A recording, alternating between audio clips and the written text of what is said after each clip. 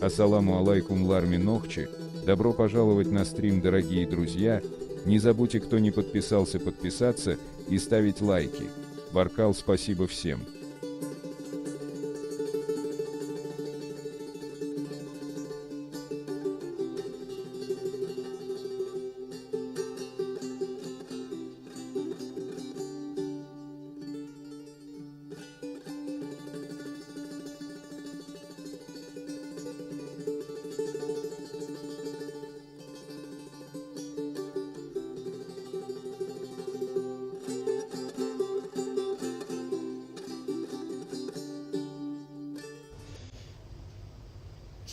Сейчас.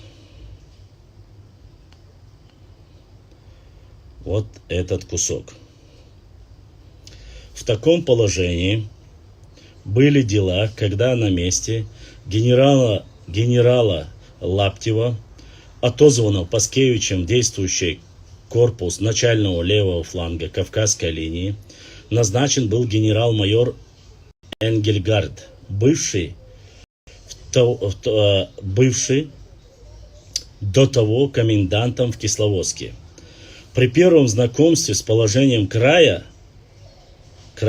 Энгельгард убедился, что общее восстание в Чечне ожидать нельзя. Но они обратили внимание на то, что, запомните, я хочу, чтобы вы вникли, при первом знакомстве положения края Энгельгард убедился, что общего восстания в Чечне ожидать нельзя. Общего восстания в Чечне. Ни в Чечне отдельно, ни в Ингушетии отдельно, ни и других названиях нету. В Чечне. Но оно нужно обратить внимание, что вполне не прекращалось среди засунженских чеченцев. За Сунжей. То есть по всей территории, по всей длине реки Сунжи речь идет. Чтобы вы обратили внимание на это. Засунженских чеченцев. Благодаря тому, что в Галгае образовалось такое же описание и вредное для нас разбойничье гнездо, какое представляло собой некогда Узень-Юрт под крылом Астемира. Сами галгаевцы большинством тяготились к таким положениям дел, возвышая внутреннюю неурядицу, но не имели средств управиться с буйными своими односельцами, которые поселились за Сунжей в глухих лесах, преимущественно на мельницах или небольших хуторах. Дальше. Избрали своим сборным пунктом деревню Самашки. Для маразматиков и исследователей, которые не понимают, здесь не сказано ни одного слова, что это село основано или в это время основано кем-либо. Самашки, здесь указывается, что сборным пунктом были Самашки, тех людей, которые занимались восстанием. Еще момент. Дальше. Туда приезжал гостем известный закубанский князь Тембулат Магомед. Вместе со своей шайкой там находил притон беглые кабардинцы-адыги, и жили знаменитые абреки Тара-Адзуев, Бакара-Булат и другие. Требовал выдачи их от жителей Могры крайне несправедливо, потому что жители никогда не могли бы управиться со своими наезжими гостями, а потому Энгельгард решил захватить их хитростью однажды летом и так далее и тому подобное. Но я хочу обратить внимание еще на один момент. Дело в том, кажется, это этот момент.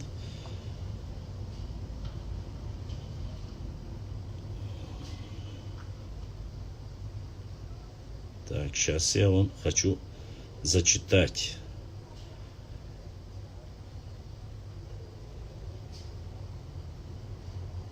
один интересный кусочек, чтобы было понятно.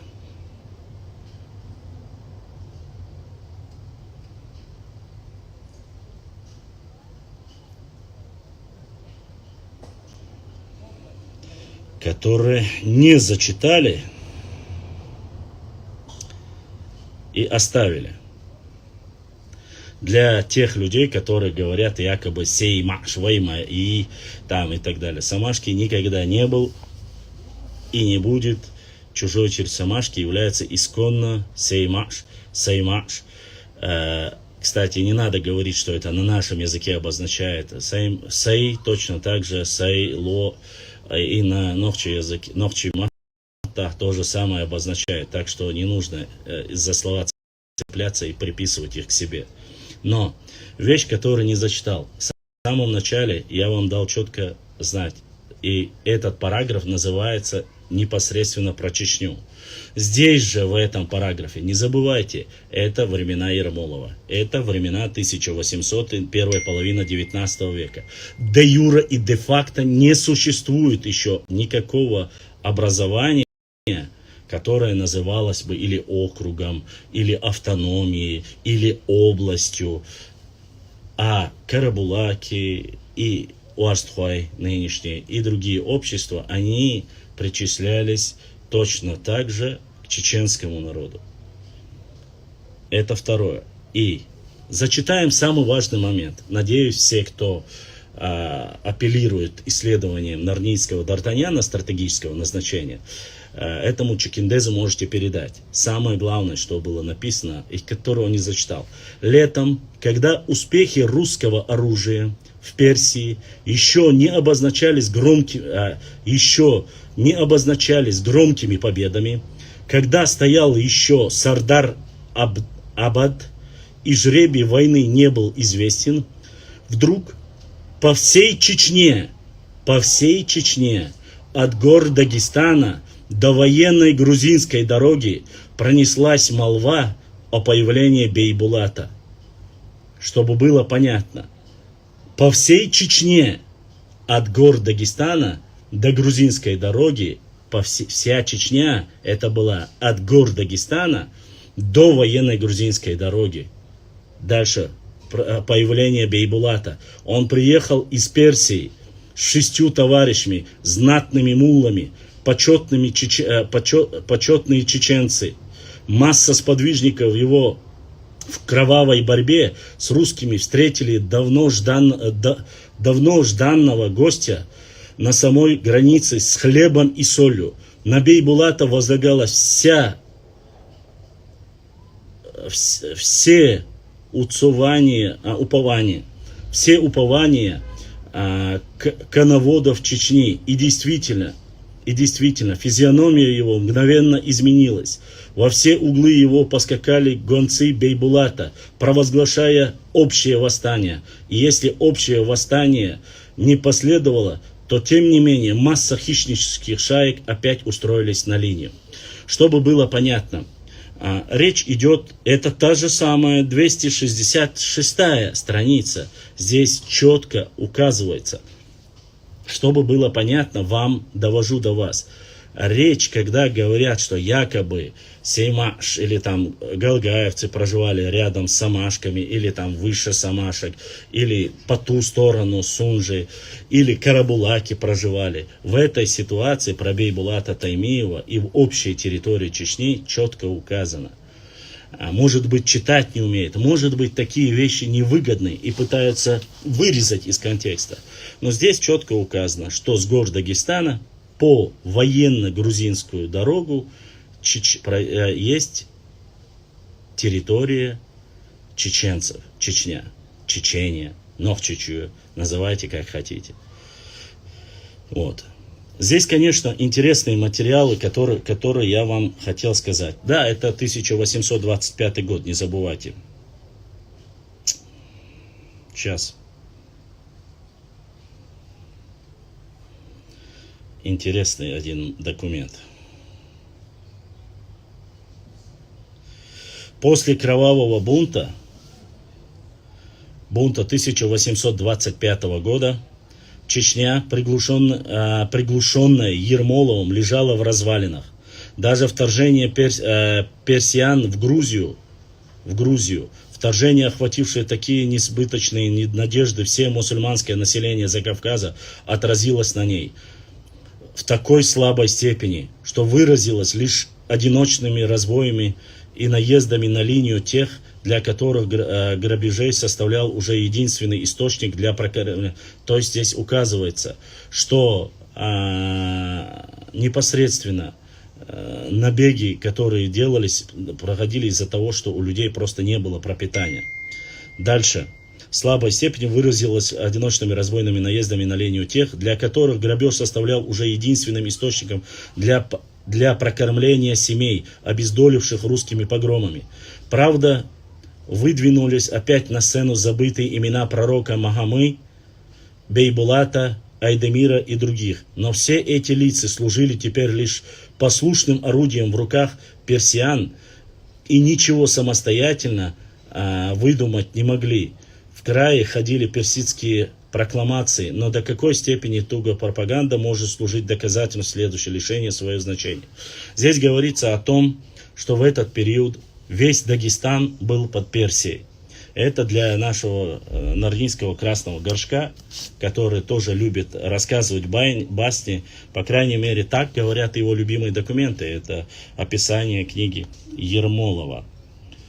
Так, еще один момент. Сейчас.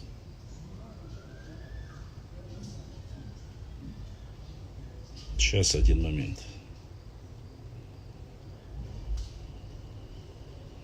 С уничтожением разбойничьего гнезда спокойствие на линии установилось быстро. Но зато в глубине Чечни, в недрах ее, вековых лесов по-прежнему копошились крамола, и по-прежнему майртубский мулла вел свою пропаганду. Но пропаганда его долгое время оставалась глазом вопиющей в пустыне.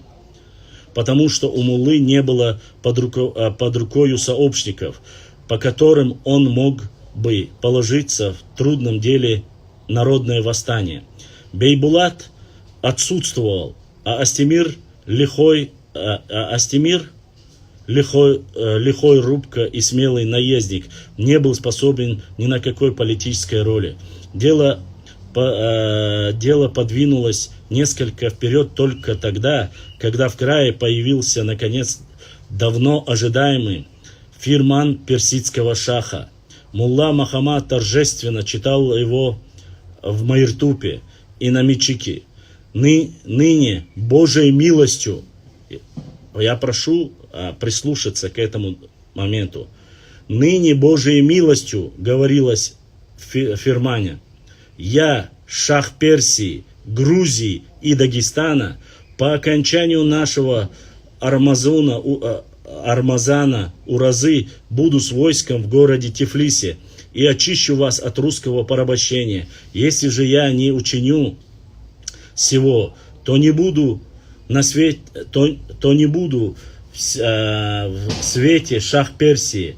К вам же по окончании Уразы пришлю свои войска Нухана, которого снабжу немалочисленной казной и награжу вас заслугам примерно, в чем уверяю вас светлым Аль-Кораном. Впечатление фирмана было настолько сильно, что не будь чеченцы так приглушены Ермоловым в 1827 году, не прошел бы для нас без больших тревог и потрясений.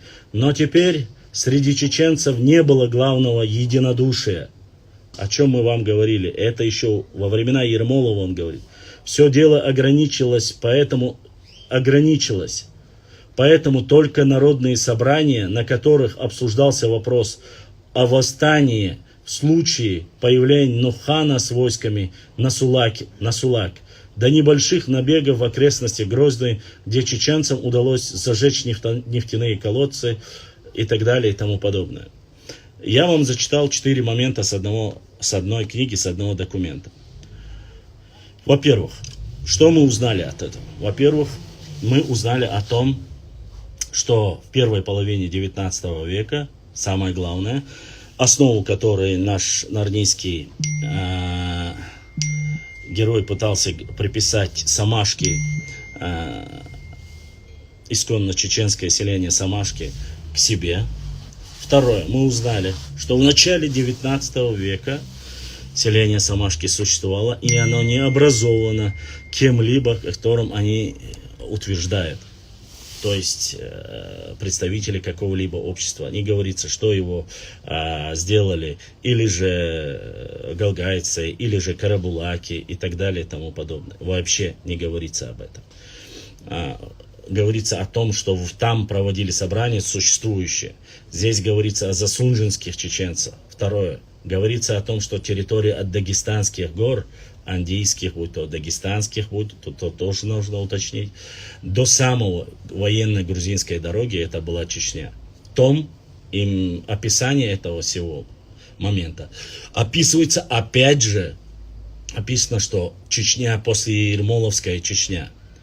Так что прежде чем рассказывать байки и сказки о том, что сей Маш является якобы исконно на нашей территории или нашими землями, в том числе и Бамут, нужно чуть-чуть посмотреть, что ты читаешь, где ты читаешь, и свои домыслы на чужие территории, исторические территории, оставить в покое, заниматься своей историей. Ладно, давайте сейчас я постараюсь ответить на ваши вопросы, которые были, чтобы не было у нас ничего такого. Так, дальше. Так, дальше. Так. Здесь был вопрос где-то. Башлам, у тебя жизнь есть помимо истории? Чем ты еще занимаешься? Свободный волк. Я занимаюсь вообще аналитика, политтехнология, идеология. Читаю много, делаю намаз, пытаюсь по мере возможности заниматься добрыми делами. Вот и все. Больше ничем, свободный волк. Дело не в истории, дело в нашем народе, в нашей географии, этнографии. Занимаюсь блогерской деятельностью по мере возможности. Это свободному волку я ответил. Дальше. Башлам. Ассаламу алейкум ва рахматуллахи ва баракату. Ва алейкум ассалам ва рахматуллахи ва баракату. Ларми брат, марш войлхо, дал это бойлха брат. Харачовец. Ва алейкум ассалам ва рахматуллахи ва баракату. Дерес хил, дал сидуэл, дал духдах дуэл. Дальше.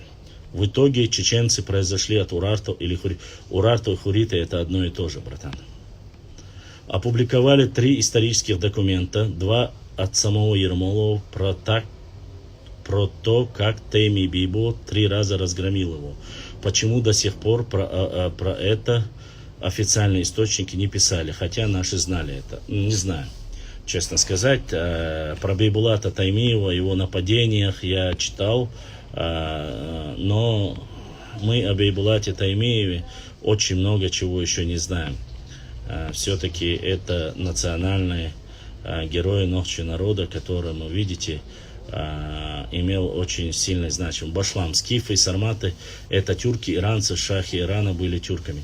Нет, аноним, я не могу сказать, что скифы и сарматы являются тюрками или являются иранцами, тоже не могу сказать. Шахи Ирана были шахи Ирана тюрками, это вообще какая-то байда, потому что дело в том, что персидский шах воевал на протяжении долгого времени с турками-сельджуками, тюркоязычными. Вы знаете, да, огромное государство было, и зачем воевать со своими? Это, конечно же, я не знаю, по крайней мере, история не говорит такого.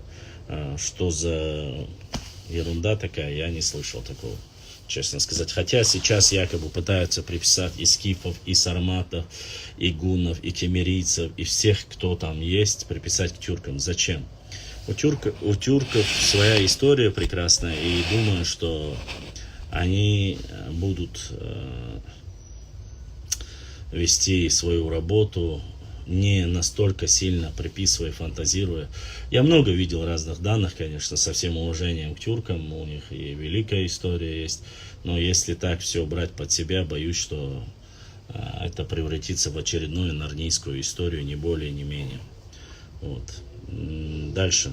Задавайте вопросы, если есть, мы обязательно, точнее, отвечу вам.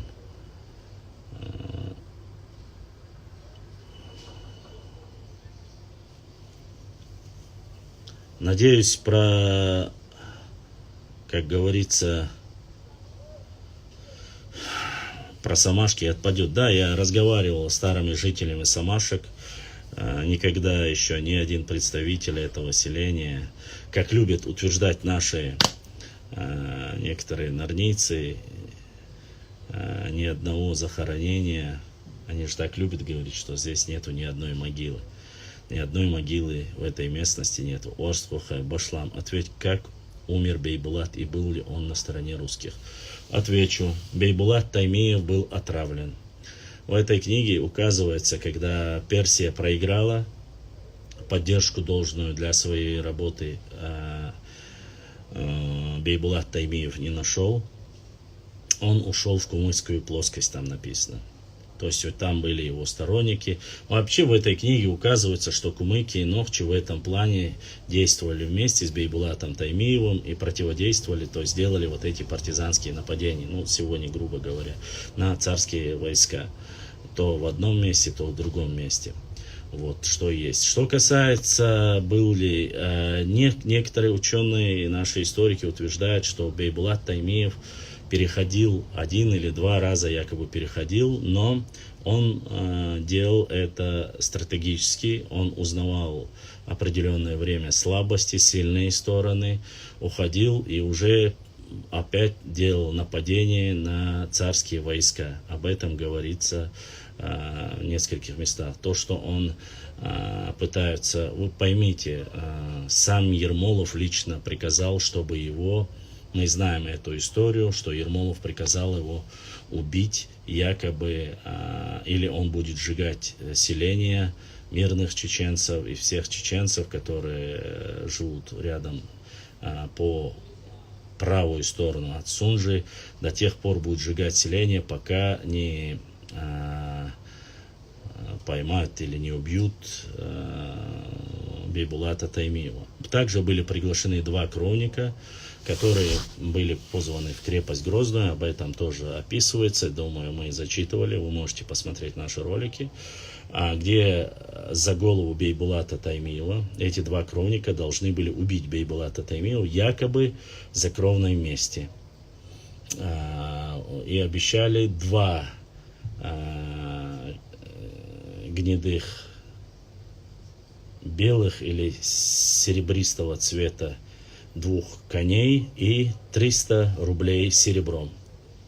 На что эти 2 наемников, кровников, якобы сказали, что хотят подумать, и ушли, или согласились, ушли, пошли прямо к Бейбулату Таймиеву и рассказали, что Бейбулат Таймиев, если вот мы тебя убьем, сказали, перестанут сжигать села, остановится война, наступит мир, и якобы, что за это дадут определенную сумму.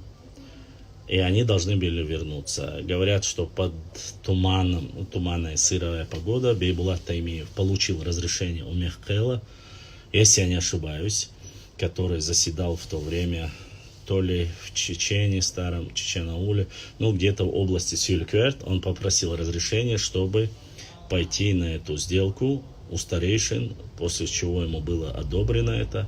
Он, закутавшись в башлык, или как это называется, пошел на встречу с Ермоловым. Об этом описывает и лично секретарь или гость Ермолова. Укутавшись, зашел, что хочет переговорить с Ермоловым, что якобы ответ по поводу убийства и прекращения войны, если принесут голову Бейбулата Таймиева. Зайдя, там описывается это, как зашел, лицо было не видно, и переспросил, правда ли, что если отдадут голову, там убьют Бейбулата Таймиева, набеги на мирные села прекратятся, и все закончится, после чего Ермолов сказал, что я даю слово и так далее. И он сказал, что я являюсь Бейбулатом Таймиевым, и я сам пришел, чтобы прекратить вот эти убийства.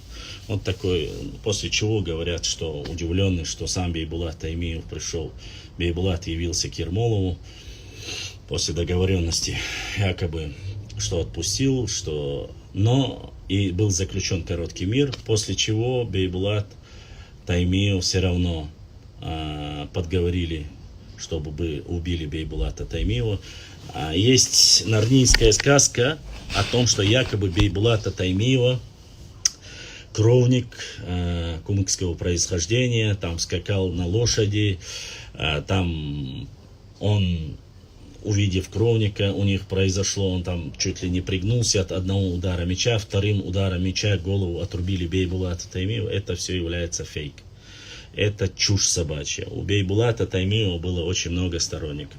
Ну и кровников без, как говорится, без этого никак. Он был приглашен. Сейчас я вам уже говорю полевой материал от его потомков, как все было на самом деле. Он был приглашен на свадьбу, на кумыкскую плоскость, в селение, то ли в селение Эндари говорится, то ли вот в этой области. Он был приглашен на свадьбу, после чего на свадьбе его отравили. По обратной пути Бейбулату Таймиеву стало плохо, но несмотря на это, свисший с лошади, его лошадь довезла его до дома. Довезла она его в Майртуп. Вполне возможно, что это был Майртуп. В Майртупе его родные сняли, и он в течение еще 2 дней после этого отравления лежал в постели и скончался. Никто Бейбулату Таймиеву голову не отрубал. Это сказки, это байки. С целым телом, омовение, как должно быть по исламу, его искупали и похоронили. Это знает, есть его прямые потомки, которые могут вам, если вы не верите мне, можете проверить и подтвердить это. Никто Бейбулату Таймиеву голову не отрубал. Его подло отравили. Говорят, отравил кровник. Национальность этого кровника я говорить не буду, но Аллаху алям, я думаю, что вы сами уже, и кто захочет, узнает, чтобы не было вот таких разговоров. Вот такая ситуация по Бейбулату Таймиеву. А то, что он переходил, да, переходил, узнавал. О хитрости Бейбулата Таймиева говорили, писали о том, что он узнавал, переходил 1 раз или 2 раза, переходил якобы на сторону царских войск, но после того, как он узнавал все, увидел несправедливость, он возвращал, уходил в горы и делал восстание и нападение делал. О нападениях Бейбулата Таймиева вы можете прочитать, кстати, в этой же книге, можете прочитать очень много, начиная от Кизляра и заканчивая Моздоком, именно затеричными, нападения затериком делал вновь и вновь делал Бейбулат Таймиев. Говорится также о том, что он делал нападение на крепость Грозная. Вот таким был военным политическим предводителем Бейбулат Таймиев, который имел очень хорошие обширные связи и за пределами Чечни. А территория здесь Чечни уже в то время определялась Дагестанскими горами и военно-грузинской дорогой. Об этом пишут российские офицеры, которые непосредственно вели боевые действия против него. Также наш нарнийский троглодит пытается указать, что якобы чеченцы делали нападения на карабулаков, на ингушей и так далее и тому подобное. Уважаемые мои братья, сестры, уважаемые мои друзья, в восстаниях Бейбулата Таймиева были исконно Нохчутейпы, Уарствай, были точно так же и Галгай на стороне Бейбулата Таймиева, но и были противники.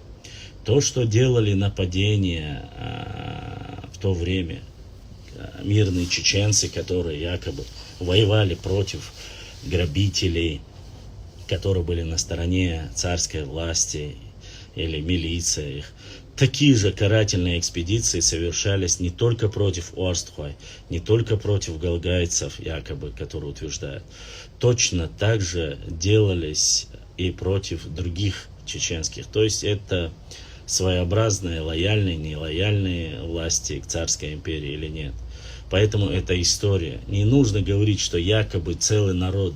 Ну как может воевать целый народ, когда в этой же книге четко указывается и говорится о том, что не могли справиться своими силами, не могли справиться с самашкинцами или теми, с Астемиром и с этими абреками, которые находились. Своими силами не могли справиться. То есть против одного селения или против небольшой части абреков или тех, кто восстал против царской власти, не могли справиться. То, что адыги находили всегда убежище в Чечне, это тут никакого сомнения нету. Но зачем вы так рассказывать, алейкум ассалам, зачем говорить и гнать эту пургу, типа там, мы такие, мы сякие, то рассказывали, что за кусок там металла чуть ли не прислуживали адыгские князья и охраняли. Алейкум ассалам ва рахматуллахи ва баракату. Адыги никогда не прислуживали никому, в этой части тем более. Адыги наравне после заложения вот этой Моздокской крепости вели свое восстание. Поэтому и находили убежище. Если не справились с одним селением Самашки, грубо говоря, Самашки или с засунжинскими чеченцами, о какой речи идет, если целый народ, как вы говорите, нападали на Уарстхуай, нет. В то время были и мирные, и те, которые противостояли. Партизанская война, называйте как хотите ее. Такая ситуация была. Не надо сегодня пытаться поднимать и рассказывать какие-то байки какие-то, как будто, я даже не знаю, о каких землях. Один народ, в принципе, который получал там, спускаясь с гор, поселялся рядом Уарстхуай, Галгай, поселялись там, поселились здесь, Уарстхуай, здесь, Галгай. Здесь, там, я не знаю, другие общества, допустим, Ченты, или Нихлуай, или Эхки, или, я не знаю, там, какие хотите еще, Шарвай, и все остальные. Такие же общества и тейпы проживали. И здесь не идет речь о отдельности, там, не делится. Это дальше уже начала градация. Алейкум ассалам. Если нет, докажите. Докажите, что это было так. Или было иначе. Доказать о том, что потом поделили общество. Как можно утверждать, там, рассказывая байки, что Самашки мы сделали, и они сделали. Так до сих пор старейшины же есть там. Башлам, про Самашек говорить нечего. При учреждении Бурите участвовал и Уарстхуай, и разных спикеров чеченских тейпов, о том числе мулла и муллы обязательный элемент правления имана. Я знаю, что многие адыга постиранная, брат, постиранная. Я ношу одну майку одеваю, другую майку одеваю. Сегодня на мне чисто такая чеченская ногчая майка. Вот. Задавайте вопрос, рассказывайте. Я знаю, что здесь есть и нарнийцы, есть, которые зашли. Не надо, как подлые старые, я не знаю, какие-то, как старые женщины себя вести. Если есть вопросы, нужно задавать. Не пытаться вырезать, там, как-то что-то делать. Зачем? Вот с вами человек пришел в прямой эфир, задайте вопрос, получите ответ. Никто вас блокировать не будет, если вы не материтесь. Если у вас настолько сильная аргументация. Взяли книгу, написана книга Чечня, после Ермолова, Чечня, после Ермолова. Да как бы она ни называлась, а потом говорить, а вот здесь говорится, здесь нас упомянули, значит, это селение было наше. Да не, ерунда это все твое, да. Полнейшая ерунда. У меня есть карта, допустим, хорошо, смотри. Есть некий ученый Бруно Плечки. Вот. Смотри. Видишь эту карту? Кто бы это ни был. Видите? Аух находится на территории Чечни. То есть часть на карте четко указано, что это часть Чечни. Бруно Плечки, итальянец, Эни Нохчи. Вся территория, где заселена. Дагестан, где указано, где Дагестан. То есть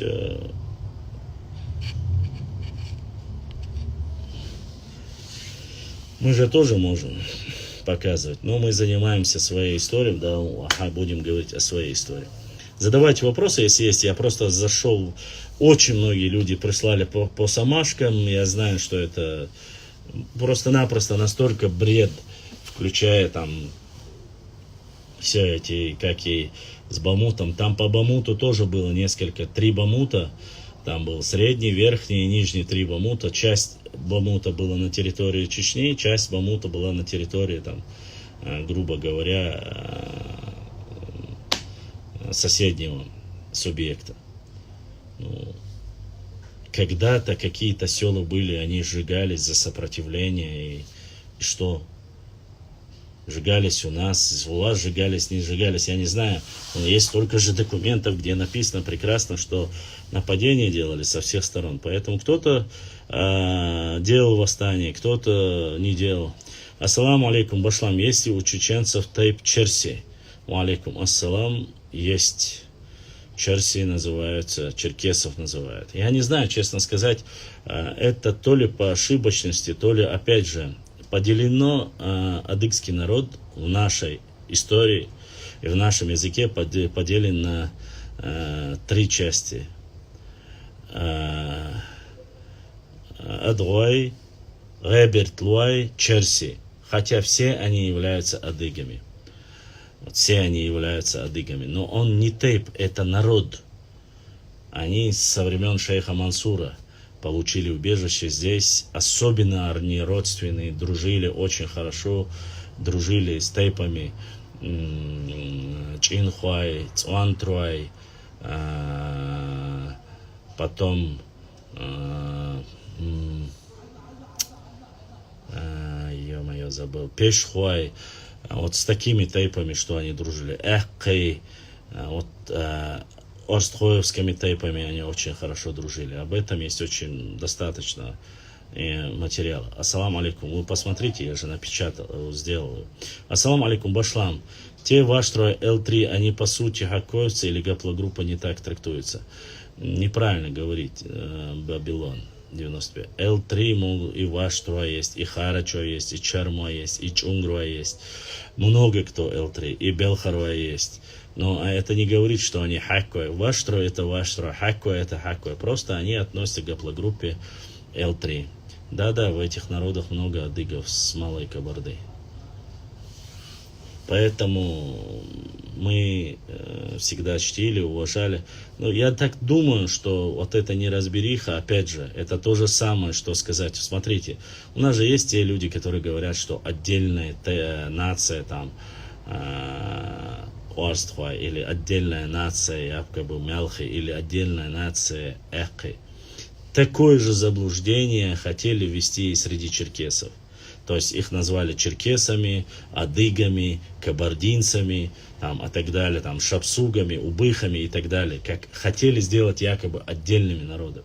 Но все они являются одной частью, братскими нам единым народом Адыге, которые с первых дней в Западном Кавказе вели свое восстание, пытались в то время со своим пониманием противостоять расширению геополитических непосредственно каких-то своих притязаний. Россия расширяла свои территории. Вот. Вначале, в принципе, на территории Черкесии довольно-таки очень лояльное было отношение со времен Ивана Грозного. Потому что Черкесия на многих картах, начиная с 15 века, доходит вплоть до середины даже Дагестана. Есть такие карты. Брат, Султан Панкийский, он дженти, да? Нет. Султан Панкийский, он дышный. Жаль, что многие чеченцы и адыги не помнят этого. Это уже проблема тех, кто не знает. Башламурит и доступ Хиливой, Центароевский, да. Доступ был к Эспхуарданте, Каспийскому морю. Междуречье Терека и Сулака с выходом на Каспийское море некогда принадлежал представителям нашего народа.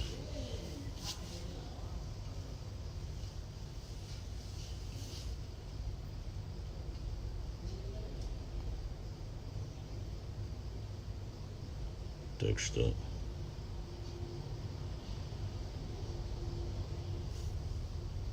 Масанхал Саваш, он больше не ведет страницу свою Babylon.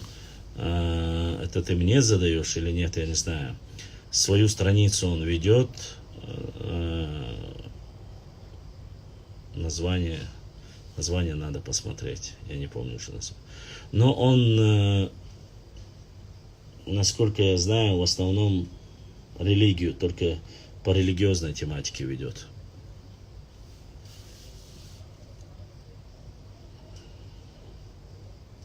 Дальше. Какие еще вопросы?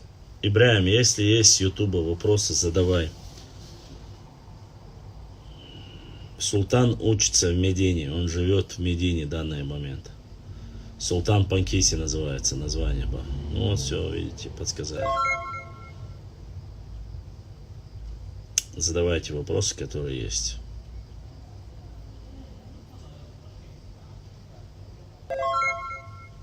Ну, я же вам зачитывал документ по 1800, перепись по 1833 год. Там есть определенные даже дагестанские какие тейпы, как подчиняются, каково их финансовое положение. Эти документы в российских архивах, книгах, они достаточно есть, можете посмотреть. Башлам, как ты считаешь, сложилась бы судьба Кавказа, не вторглась бы сюда Российская империя? Вторглась бы сюда или Персия, или Отоманская Турция. Вот так бы и сложилось. Клянусь, он самый адекватный, который Хаих может делать, который в Ираке со всеми дозволяет до перевода от религии. Вот, поэтому, вот вы же видите, во времена Бейбулата Таймиева, во времена шейха Мансура велись притязания в основном на Кавказ и на свою, как говорится, расширение своих геополитических взглядов на Кавказе имела Отоманская Турция, Османская Турция называется, современная Турция. Во времена Бейбулата Таймиева, это уже первое, это получается тот конец 18 века, а это начало 19 века, он говорит, что ему принадлежит там Дагестан, там часть Грузии принадлежит, и они говорят, вот мы сейчас закончим, возьмем Тифлис уже, после Тифлиса вам поможем якобы деньгами и оружием, и своими солдатами направим вам в Чечню. Ну, об этом документы я вам зачитал, это документы российского офицера. Не забывайте, что когда Петр I по Каспийскому морю прошел через Чеченский пролив и хотел, он же ведет борьбу не с кавказскими народами, которые здесь проживали. Его понимание, эта территория принадлежит персидскому шаху, и он хотел отвоевать и завоевать Кавказ. Ну, по крайней мере, так многие говорят, по крайней мере. Поэтому в Ютубе 64 человека. Ютубе, всем братьям с Ютуба, Аллах да сиду да духдаду. Вот. Если есть вопросы, задавайте. Я вас прошу, вы просто в директ присылаете по действиям Мансура в то время им перспектива вхождения Кавказа виделась яснее. Действия Мансура не были о том, что он хотел войти в Отоманскую. Нет, вопрос решался по-другому. Дело в том, что Атаманская Турция была мусульманским государством. Но даже шейх Мансур не говорил, что мы должны войти там, в Атаманскую Турцию и так далее. Шейх Мансур свои действия делал за свободный Кавказ. Вот. Ни больше, ни меньше. У меня вопрос насчет села Итепа-Хиндуай. Это село передавалось, отведено к Чеберлой несколько раз. Я слышал, что основателем Уардлуай, а по ДНК это подтверждается. По ДНК это не подтверждается, насколько я знаю. Хиндуай Боритеш, я Химой Боритеш. Надо посмотреть. Просто у Уардлуай точно Q, я знаю. У Уардлуай в основном все Q. Вот.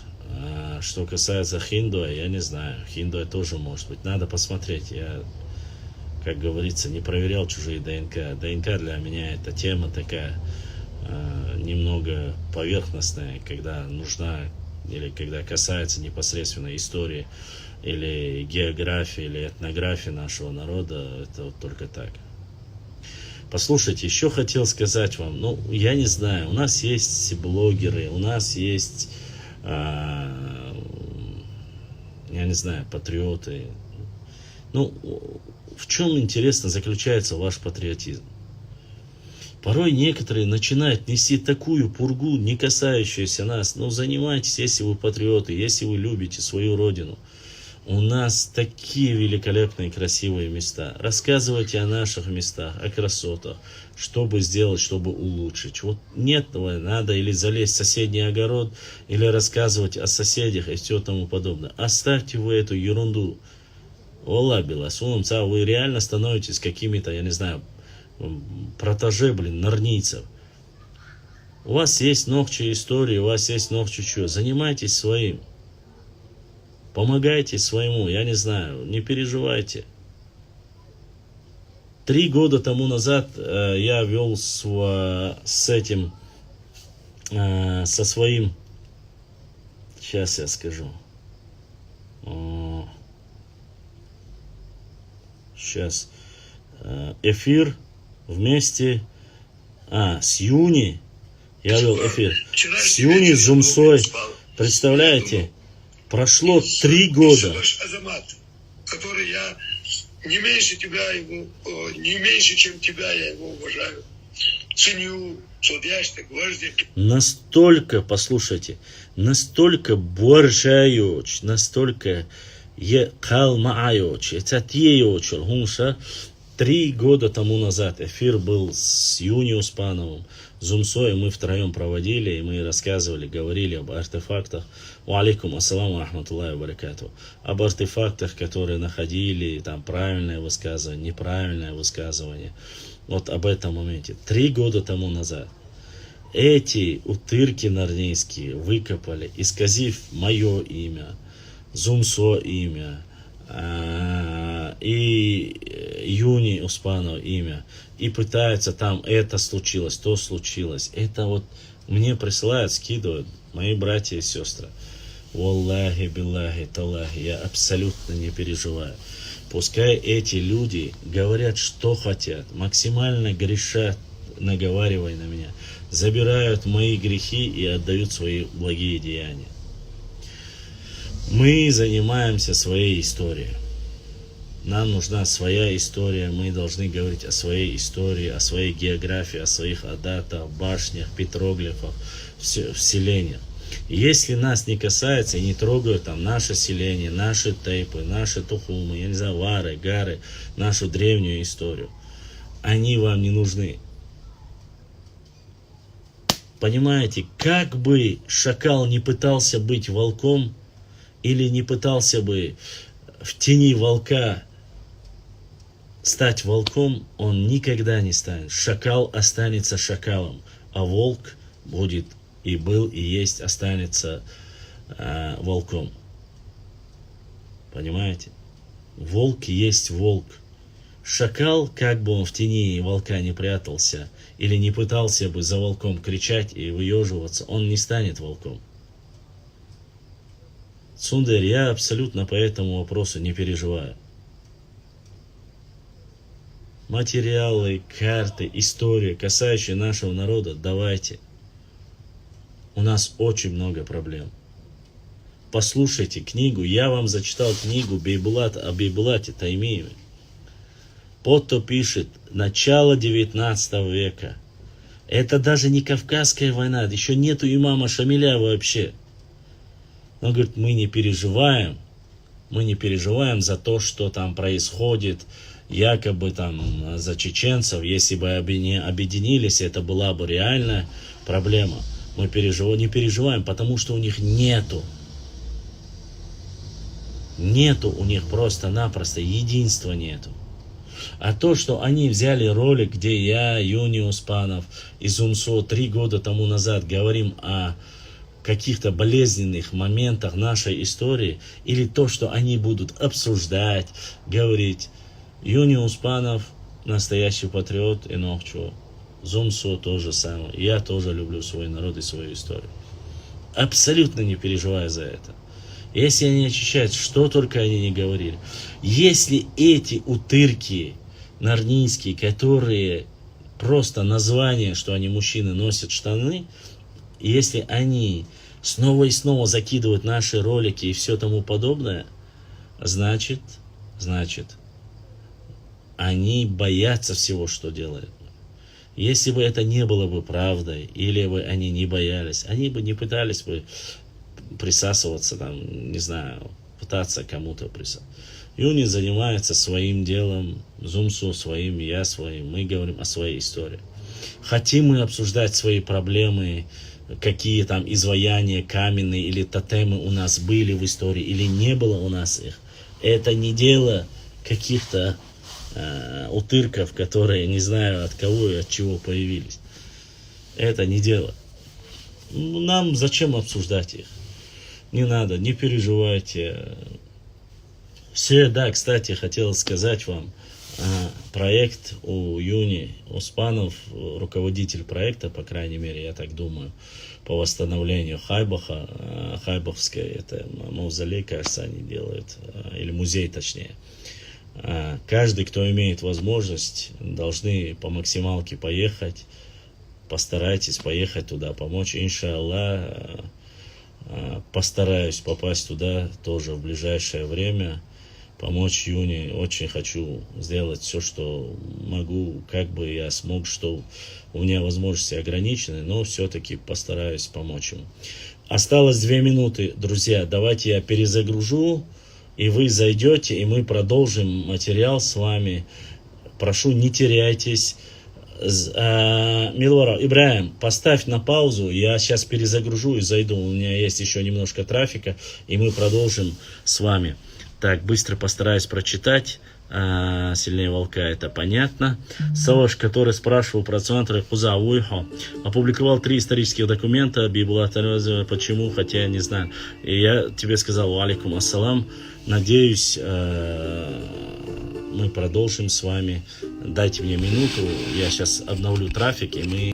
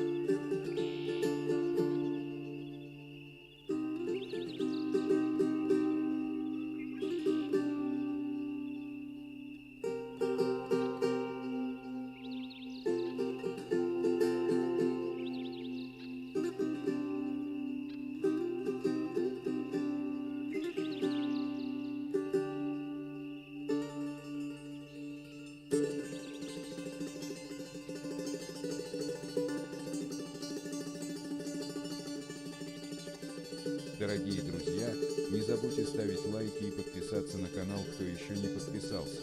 Баркал, всем спасибо.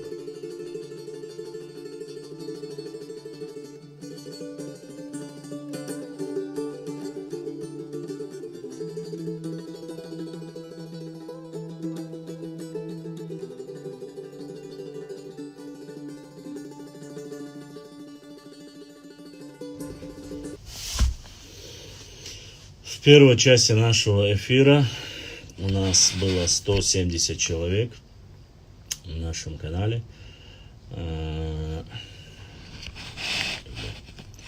Такая небольшая статистика. Ва алейкум ассаламу рахматуллахи ва баракату.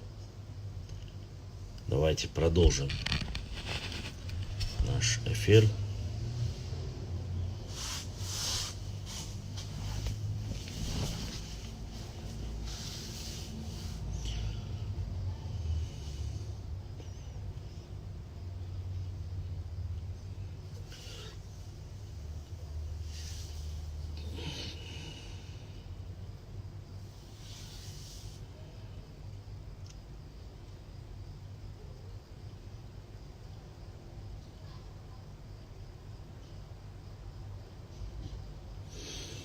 Еще в первой части я вам еще раз говорю, все документы, все, что было в этой же книге, в которой он зачитал про засунженских там чеченцев, которые поселились рядом и так далее и тому подобное, четко написано: от Дагестанских гор до военно-грузинской дороги это чеченская земля. Адлан Нох Чучинхо. Башлам, почему шейх Мансур ушел из Чечни в Черкесию? Во-первых, что касается ухода или перехода шейха Мансура, более активные фазы боевых действий происходили в горной части, в основе своей, в Черкесии, в Адыгее. Это раз. Более тяжелая ситуация была непосредственно у братьев адыгов. Это два. Более стабильно и подключались большее количество. Шейх Мансур заказал у черкесов до 20 тысяч седел. Все считали, что официально шла речь о 10 тысячах.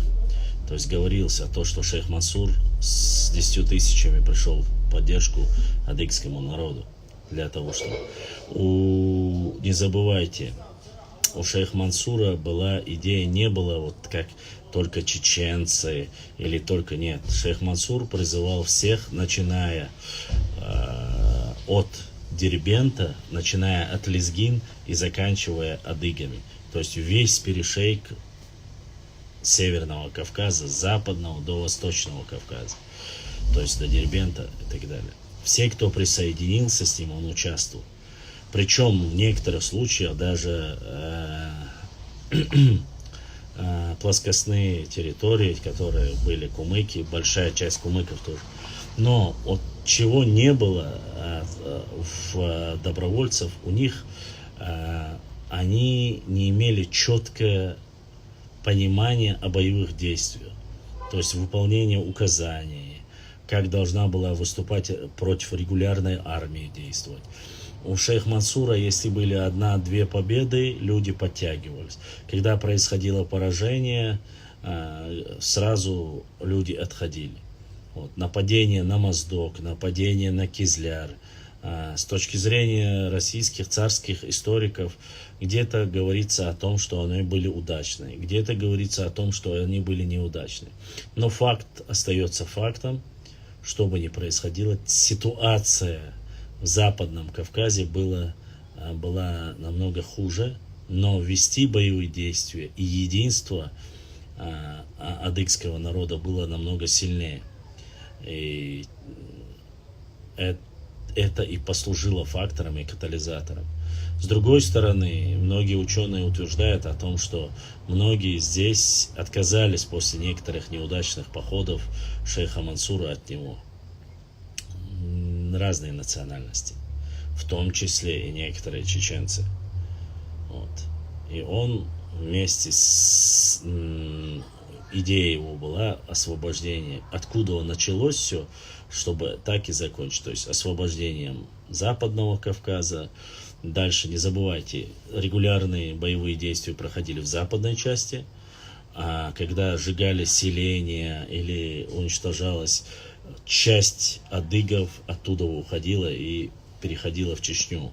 То есть оставались здесь жены, дети, тех полководцев, которые воевали вместе с шейхом Мансуром, уходили здесь, и здесь находили пристанище более или менее, как получалось, что более отдаленно от более конкретных и сильных боевых действий.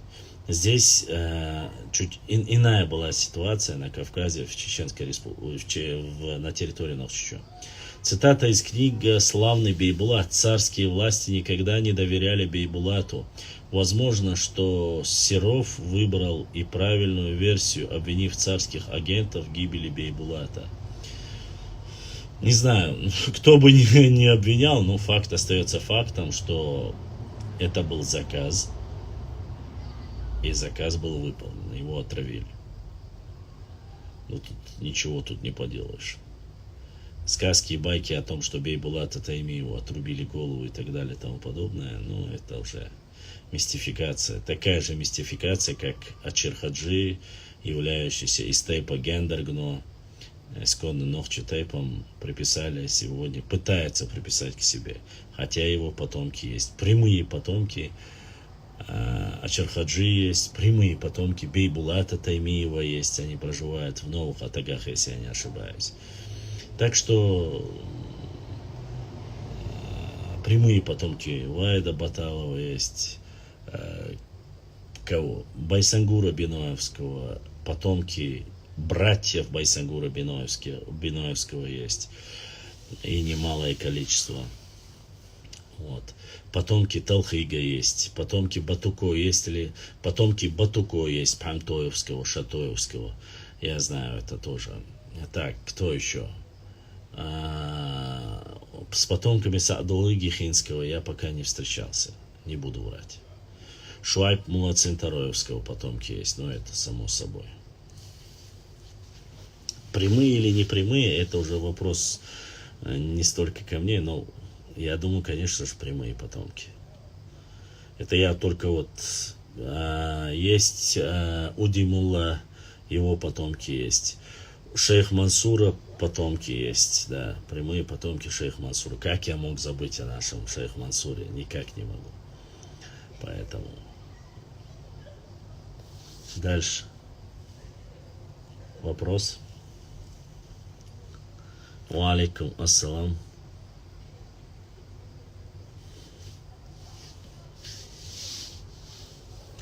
Я еще раз прошу прощения, если вы думаете, что я там кого-то не назвал. Прошу не обижаться. Вот тут я Ташухаджи Саесанский. Ташухаджи Саесанского. Я не хочу, как говорится, в эту тему входить, но я думаю, что, насколько я знаю, вроде бы у него оставалась дочка. Некоторые говорят, что есть его потомки, они проживают то ли в Иордании, то ли в Турции, но, по крайней мере, мне не приходилось с ними связываться, кроме того, что якобы есть, я слышал, но врать не буду, я не знаю ничего. Муллы Шамиль или Магомед Каратаевский, или Шамиль Каратаевский, мулла был у нас в Веденском районе, его потомки есть, они тоже вышли на связь, они тоже есть. Вот. Кого еще того периода, с которым я общался еще? Шунуай, Удимулла Шуноевский тоже есть потомки. С Эски Чертоевским не встречался, точнее, я не знаю, его прямые потомки есть или нет, не знаю, но возможно есть, но мало, я не общался. Врать не буду. Что еще? Зелимхан Харачоевский, прямых потомков, насколько я знаю, у него нету. Айса Гендергноевский, потомки есть Айса Гендергноевского. Зелимхана Харачоевского прямых потомков вроде бы нету, насколько я знаю.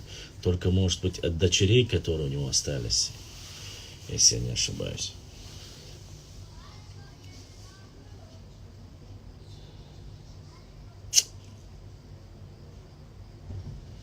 Кстати, да, Талхик из тайпа Куршло. Талхик Куршлоевский он. У него дочки были, кажется. Есть Индира была. Ну, я же говорю, я точно знаю, что дочери у него вроде бы были. Вот его потомство вполне возможно, что остались. Кто там еще?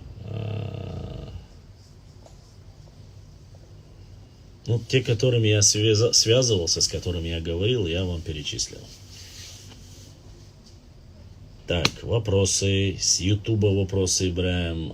Оттуда вопросы. Ва алейкум ассалам. Так, вопрос пришел.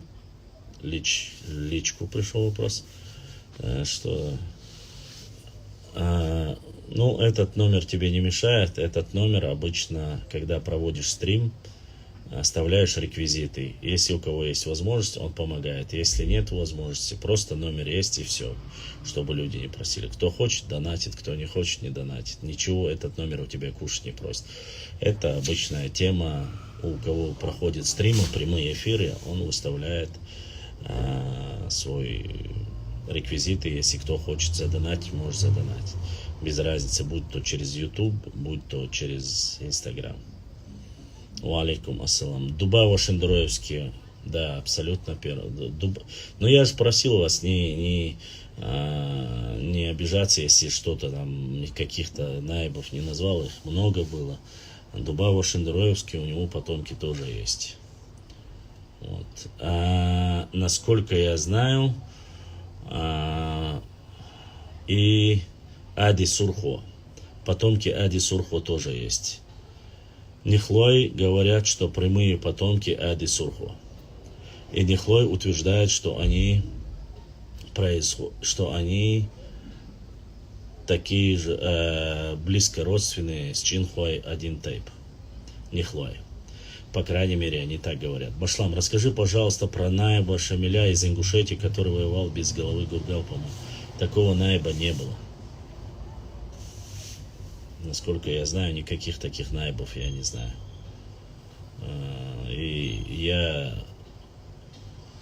Он был не наибом, он воевал против Шамиля, а не за Шамиля. Вот, не забывай. Даже если ты говоришь про того Гургала. А так я не знаю. Никакого Гургала я не знаю.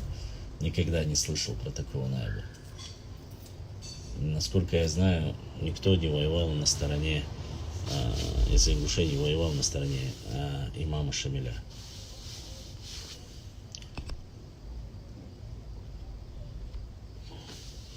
Сумбу и Шпац, может, они есть. Может, я просто не интересовался, тоже может быть.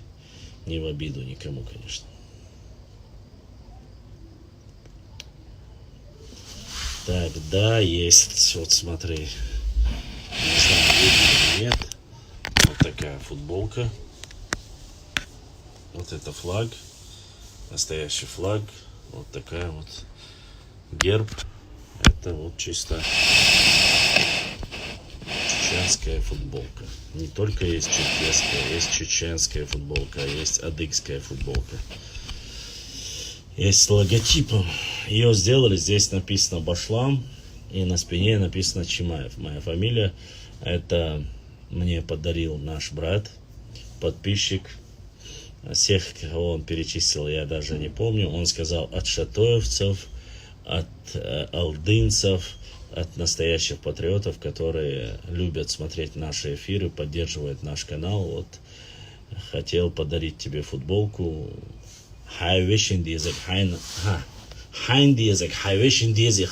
Вот так он подарил мне эту великолепную футболку. Был танец у предков, чтобы поднять дух. Они крисали арсвай. Это слово арс или арса. Это арис означает. Я не слышал такого, ничего подобного. Ассаламу алейкум. Об этом я слышал у осетинов, якобы асса, типа от ассов. Ну, такие вещи я не слышал, честно сказать, у нас.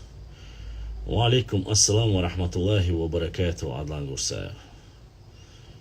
Арсвей кричали, ну, честно сказать, для поднимания боевого духа Я не слышал такого. Что танцы были более такие воинственные, такое. Это слышал, но Арсвей кричали, и танцуя мы никогда не воевали.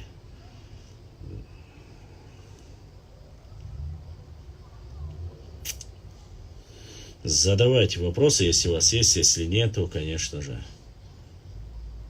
тогда...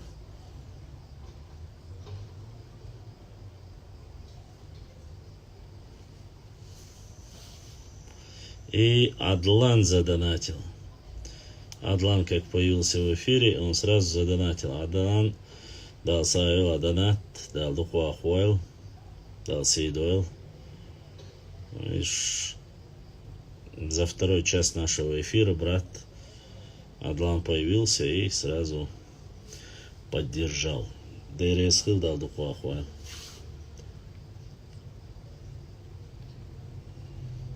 Адлан, Умар, еще один из наших подписчиков всегда пытается хоть как-то поддержать канал добрым делом, поэтому дал Сейдуэл, дал Духтахта. У нас-то есть материалы, есть и книги, мы можем, но это оставим на наши эфиры субботние, воскресные. Будет ли это понедельник, в пятницу посмотрим, каково будет моя ситуация. Постараюсь, не обещаю, постараюсь.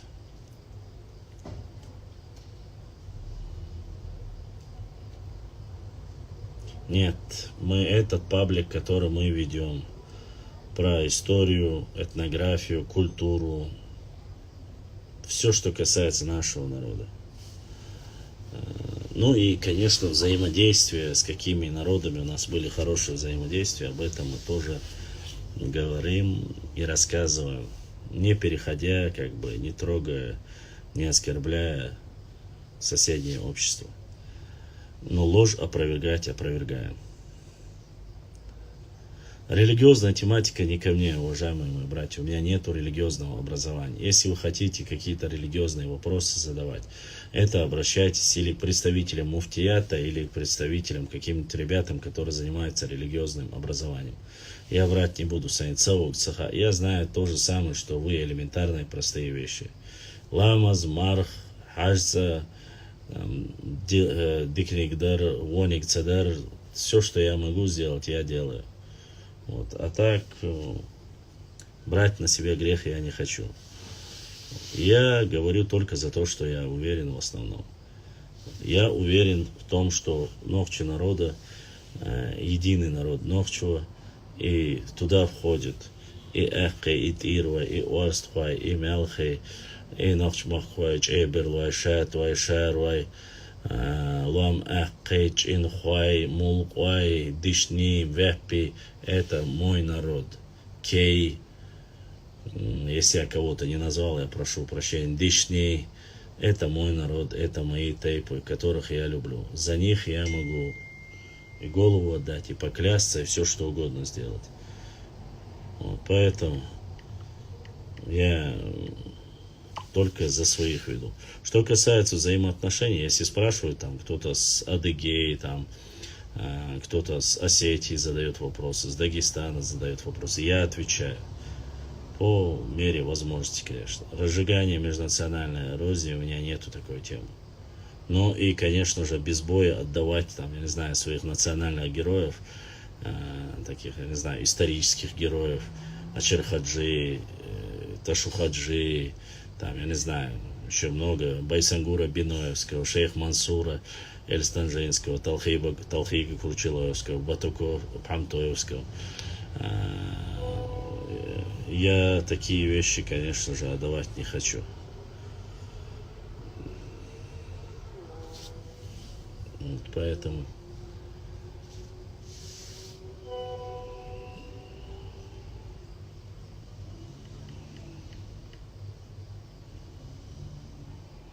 сейчас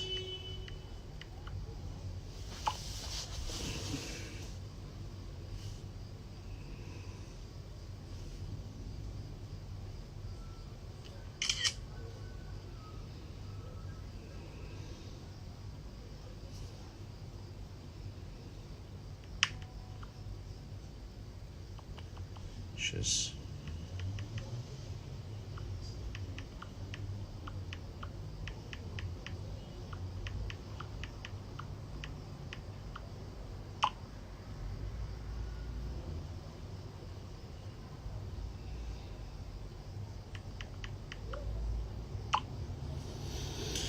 Дальше задаем вопросы, если есть, Ибраим.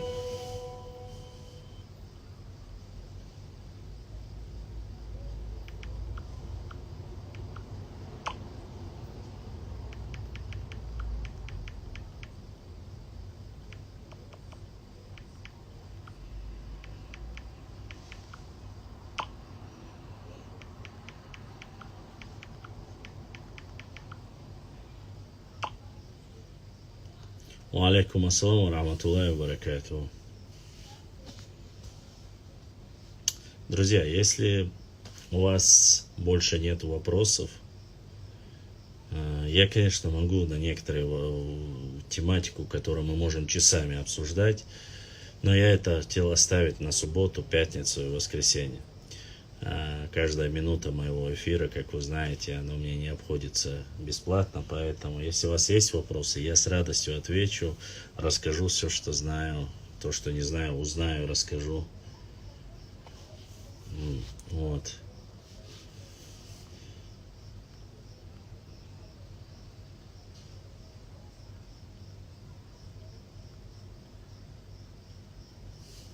Задавайте вопросы. Ибраим, есть вопросы?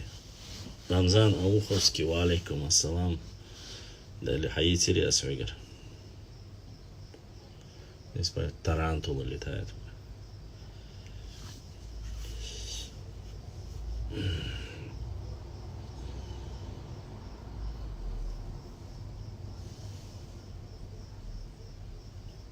Походу все спать хотят, просто уставшие.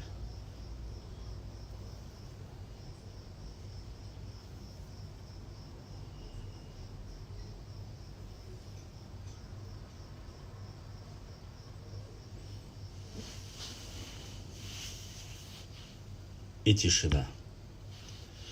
Ладно. Походу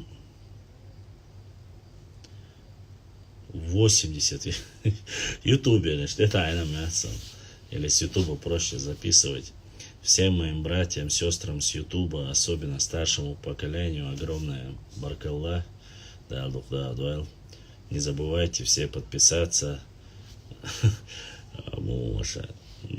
Так себе. Выгляжу, конечно, как всегда, по-боевому, но держусь. Массарна Шундерес, не забывайте заходить в YouTube через VPN. Тогда хотя бы мы как-то постараемся там чуть-чуть поддержку нашего канала вы сделаете. Вот.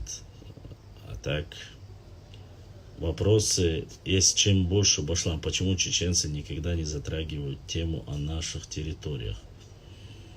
Да вроде бы затрагивают. Я не знаю почему, честно сказать. Когда мне задают вопросы, я отвечаю. Я, конечно, отвечаю. Ну, у нас никогда не было такого, чтобы мы ходили там о тех границах, которые они были до прихода России. Потому что, наверное, многие не знают об этом. Может быть, не знают. Вы понимаете, что обсуждение таких наиболее острых вопросов, они как-то будоражат умы. И сразу люди воспринимают это не как историю, а там, не знаю, некое проявление национализма, или что претендуют на эти земли, или думают, что пытаются сразу там говориться о возвращении. Нет, конечно, мы говорим об истории. История и политика, конечно, они пересекаются, можно сказать. Но в основном история это как наука идет, а не политика. Политикой занимаются люди, которые реально вкладывают какие-то деньги, делают какие-то огромные проекты. Мы не занимаемся такими вещами. Но история порой ставит многие вопросы в правильное русло, когда некоторые люди начинают врать и врут до такой степени. Я вот смотрю, очень сильно наблюдаю за разными историческими, аналитическими, даже политическими пабликами, честно скажу, познание, настолько не знать свою историю, настолько, ну, просто-напросто порой хочется. Но если ты не знаешь историю, ну, хотя бы спроси, изучи, ну, поинтересуйся. Столько, ну, так врут про нашу историю. Ну, просто не знают элементарных вещей. А вроде большие люди там занимаются, там, якобы там, такие. Воскликание в танце хор свей означает харам совей, подчеркивая индивидуальность танцующего, ибо чеченский танец носит характер своего. Честно, вы знаете, друзья, я вас прошу об одном. Танцы — это не то, чем бы стоило бы вот так чрезмерно прямо гордиться, или я не знаю. Да, танцевать умеешь хорошо, но не танцуешь, нет в этом ничего плохого. Больше важна история, даты, архитектура, культура, как возводили, как строили, взаимодействовали, родной язык. Почему у нас нет единства? Где национальное единство? Почему при первой же возможности нас используют, нас делят? Причем, я говорю, нас не столько как бы это делают профессионально, даже тупо могут нас просто-напросто разделить. Вот такие вопросы никто не задается, а если и задается, как-то, знаете, съезжает на это. Есть какие-то элементы, да, я не спорю, или там танец — это неотъемлемая часть нашей культуры. Она великолепна, она прекрасна, и я ее не оспариваю. Я уже не говорю, что о нашем фольклоре и культуре, в которую входит точно так же в часть, который сегодня дербанят, то одни возьмут.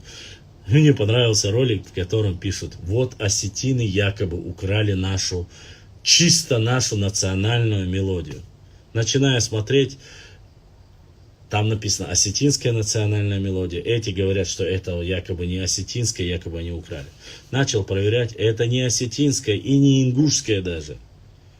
Это чисто нохчи мелодия, и известно, кем она написана. Ну, вот, я не знаю, это очень смешно, конечно. То есть, специально это сделали. Написали ли эти осетины или не осетины, написали ли это ингуши или не ингуши, или кто-либо другой, я не знаю. Но свое, конечно, мы никому не отдаем. Нужно это знать. Нужно заниматься особо важными делами, которые должно остаться для наших потомков. Для наших потомков, что мы оставим, то и будет. Но сегодня утверждать «саймаш», якобы самашки наши, или бумат. Хорошо, что бумат еще не перевели, не сказали, что она тоже наша. Нет, ни бумат, ни саймаш, они никогда не были и не будут. Они все время есть и будут исконно нохчи территориями. А если их какое-то время царская власть и передала, ну как? Эхкей, Уарстхой, Мелхи. Дальше продолжать Дишни, Шарвай. Все эти тейпы, они очень, так сказать, старые, древние.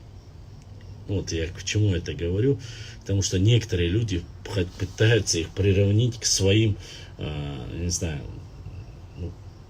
идентичные друг другу тейпы. Один говорит, нет, они в совокупности входили к нам.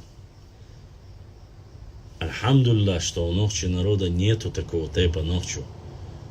Нас бы упрекали бы за это, если бы это было бы у нас. Но нохчи — это название, нахчи — это название народа. Это не название тейпа. Не название Вара, Гара, Тухума. Это самоназвание народа. Альхамдулилlah. И никто, ни один человек не может сказать, что вот оно, вот. Нет. Со времен Ноя, алейхиссалам, как шли вот с этим народом. Народ Ноя. Нахчи. Люди этой местности. Альхамдулилlah. Это не название тейпа. Все, кто говорит на одном языке, с одной культурой, с одной одеждой, с одной территорией, с одними нравами, традициями, со все одно, вплоть до ДНК. Все одно.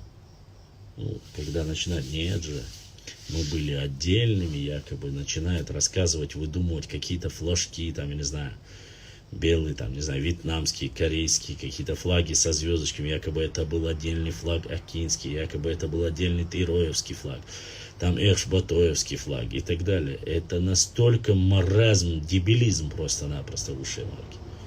Специально делится этот народ. Специально, чтобы завтра наш ногчий народ, наши потомки, включая Европу, Казахстан, Панкиси, Ауха, чтобы перегрызлись между собой. Чтобы вечно враждовали.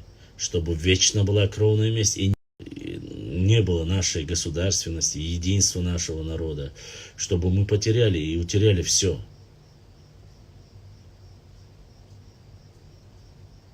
Гайстамер, это могут сказать только генетики. И был ли он единый у всех кавказцев, я сомневаюсь. Если ты про автохтонные народы, нужно смотреть.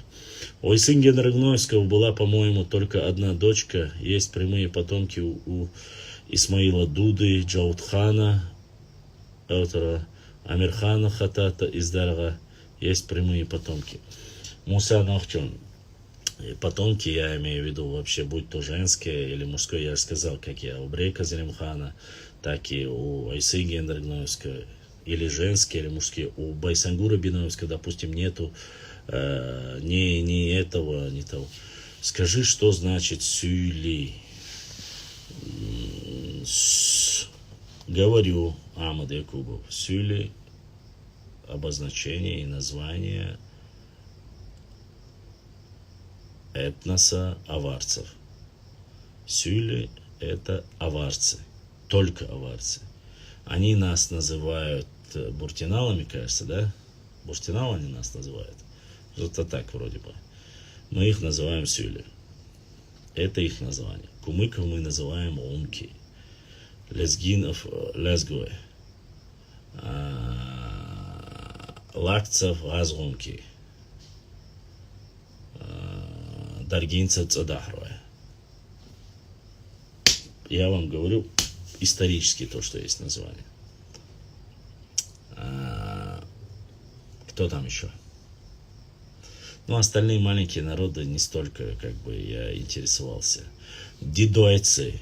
Дидой называем. Андейцы Анди называем. Я их все по отдельности называю, так как они являлись в то время исторически отдельно. Салам маршалду из Германии. Ва алейкум салам ва рахматуллахи ва баракатуху Мадина. Салам маршалду нох чучур сюэлжгалар. Ой Германия махка аш бола хазал бол бохш бол. Вежришки ежришк. Дал дух да дуашу. Дал мукш мэшца дерз дуашу. Дал цига ашя.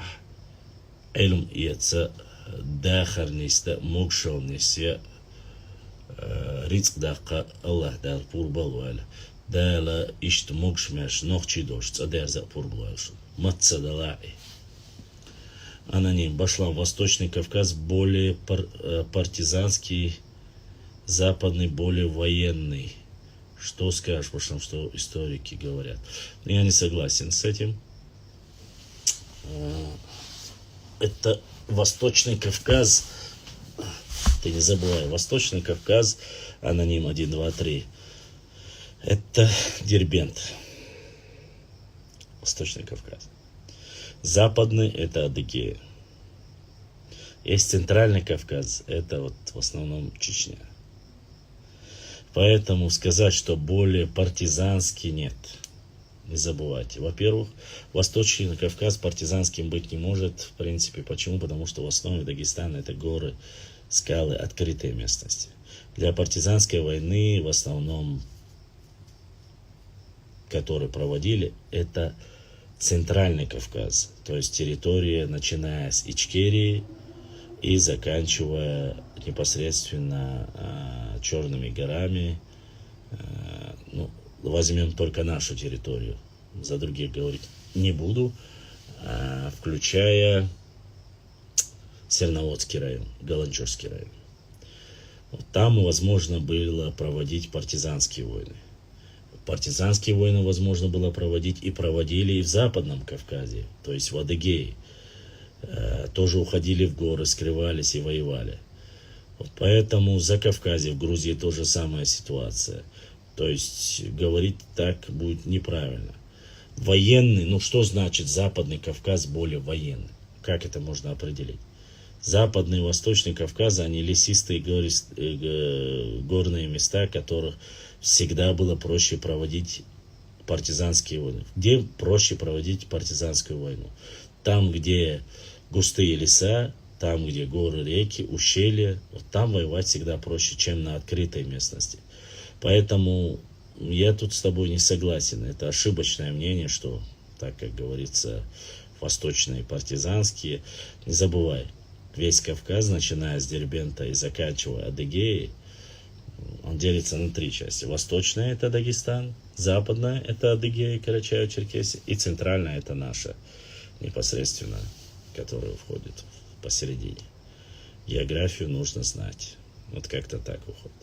А так, да, партизанские войны без всякого сомнения, вне всякого сомнения, в основном велись у нас. Особенно в восточной части Нохчичу. Потому что там были леса, более густые леса. Не забывайте, почему у нас меньше боевых башен, да и жилых башен на территории именно ичкеринских лесов почти их нет. Да и невыгодно бы их было строить, потому что высокие деревья, которым по 100 лет, башня должна быть такая высокая, чтобы... Да и даже если бы это было, представляете, залазите на эту башню, а ничего не видно. Смысла не было его даже строить таким. Вот. Да и плюс стратегически наши предки не были такими глупыми. Вот. Исходя из этого, леса были очень густые. Вы думаете, леса густые, это вот сегодня понимание леса густые, это вот Веденский, Курчаловский. Нет, в то время густые леса начинались от реки Сунжи. Даже вот это Ханкальское ущелье, которое все время во всех почти что исторические хроники говорится, до самого Шатоя были густые леса. Это как сейчас, там таких просек, дорог не было, это все вырубка, этим занимались царская Россия. И все эти дороги, которые идут до Итумкали, которые идут на Шали, Герменчук, они вырублены. Все эти дороги федеральные, которые сейчас даже есть, вырублены и построены во времена еще, когда велась Кавказская война. Дорогу Автуры, Шали, Герменчук, этих дорог не было. Эти проселки были совсем иные. Так что прошу не путать и не думать, что у нас леса, когда мы говорим, это вот лес, наше понимание, там чуть дальше. И кто-то еще, как раз к окончанию нашего второго тайма, задонатил, опять же, Адлан задонатил,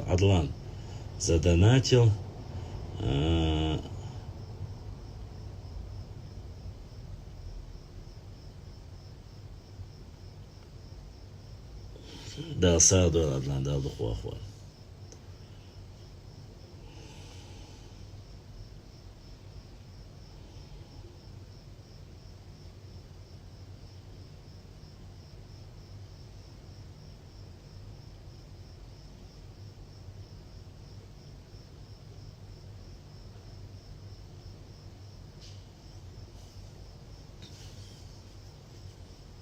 Какая разница, сколько он задонатил? Главное, задонатил. Вы что думаете, здесь миллионеры, что ли? Нет. Чисто поддержка. Хоть какая-то. Я это. Алейкум ассалам. Вопросы? Осталось совсем немножко. Лучше сразу задавайте. Я уже боюсь, что скоро отключусь. Ибраим, что у нас на Ютубе? Задавайте вопросики. Да, задавайте вопросы. Что вам нравится, не нравится, что бы хотели узнать. Блин, я не знаю. Здесь пасти меня чисто норницы, походу, пасут, а остальные слушать, конечно, слушать проще. Но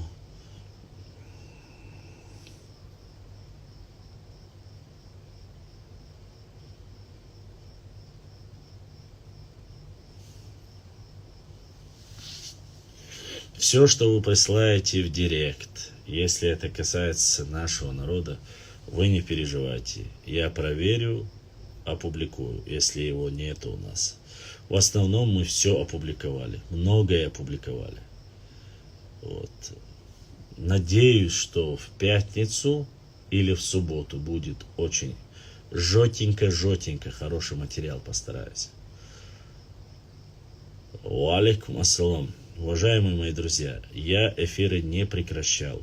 Мои эфиры даже во время сначала этой спецоперации, как закрыли Инстаграм, не прекращались. Я эфиры провожу на Ютубе. У нас есть, альхамдулилlah, у нас есть Ютуб канал. Подписывайтесь. Он называется точно так же bashlam.39live. Вот на лайв YouTube канал. Подпишитесь, нажмите колокольчик. И YouTube канал очень простой. И там вы можете посмотреть эфиры, которые вы пропустили, но они у нас были. Проводились эфиры в Telegram, по Facebook.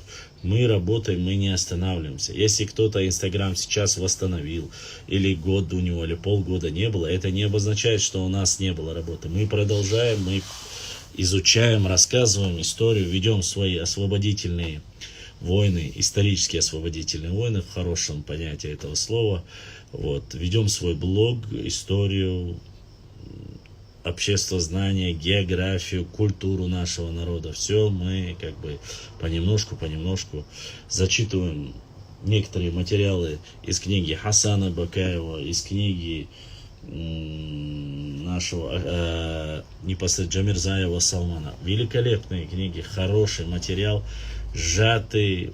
Это я вот для тех людей, которые, причем мы поясняя, что я думаю по этому поводу, насколько я согласен, и приводя вам какую-то аналогию с тем, что мы рассказываем об этом. Не так, чтобы просто тупо зачитал, а вы поняли, что там есть. Нет, конечно, я думаю, что такое, может быть, и не было бы вам интересно.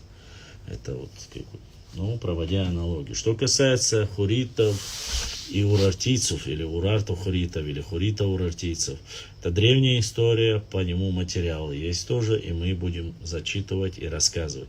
Просто наша аудитория немножко специфическая. То есть в Директе, в WhatsApp у меня не останавливается, вы присылаете материалы, спрашиваете, задаете вопросы. Ну, в эфире, оставьте для эфира, в эфире зададите, нет? Вот надо вот так. И мне, я забываю многое, не всегда успеваю отвечать. Аноним 123, Башлам. А кем был правитель Симсира? Симсир,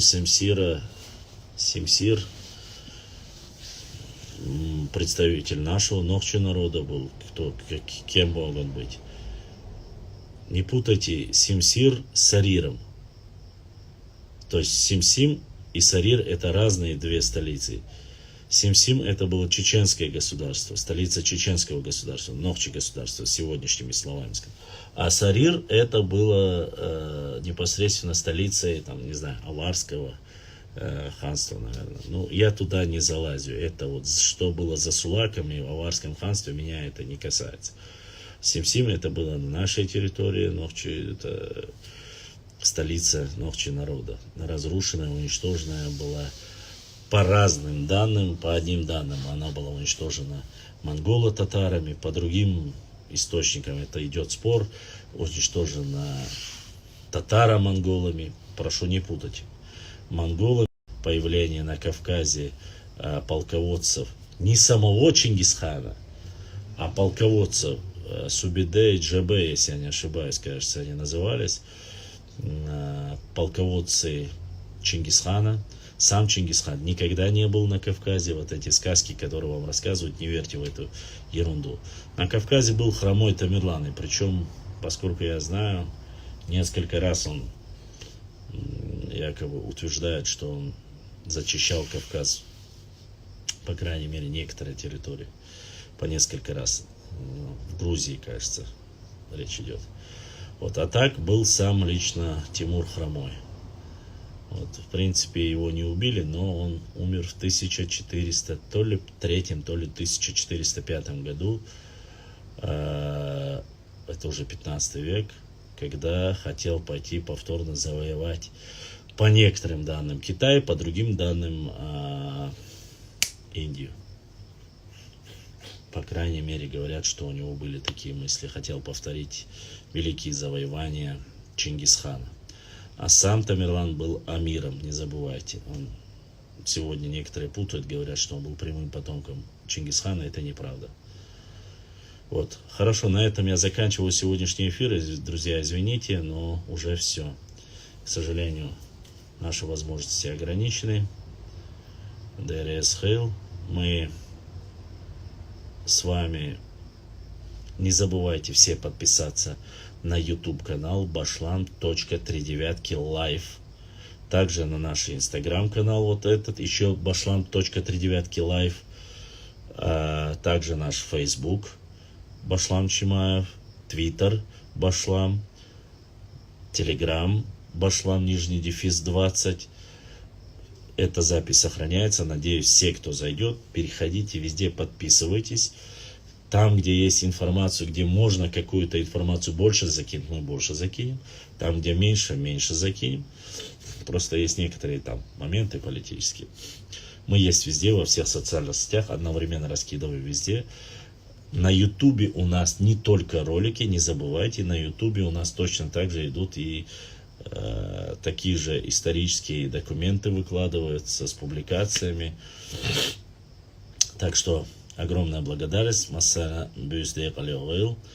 Я вас прошу, в пятницу или в пятницу постараюсь, это зависит от моего, как говорится, если у меня с финансово получится, в пятницу или субботу, воскресенье, 23:00. Я жду вас у себя в эфире. Записывайте вопросы, интересующие географию, этнографию, историю. Вот даже по некоторые вопросы по ДНК. Готовьте. Просто-напросто не надо стесняться, задавайте. То, что мы перед всеми задаем, оно остается для всех нас. А то, что мы в личку задаем, если это не лично вас и меня касается, это как для других неизвестно. А нашу историю нужно сохранить. Нашу историю нужно приумножить.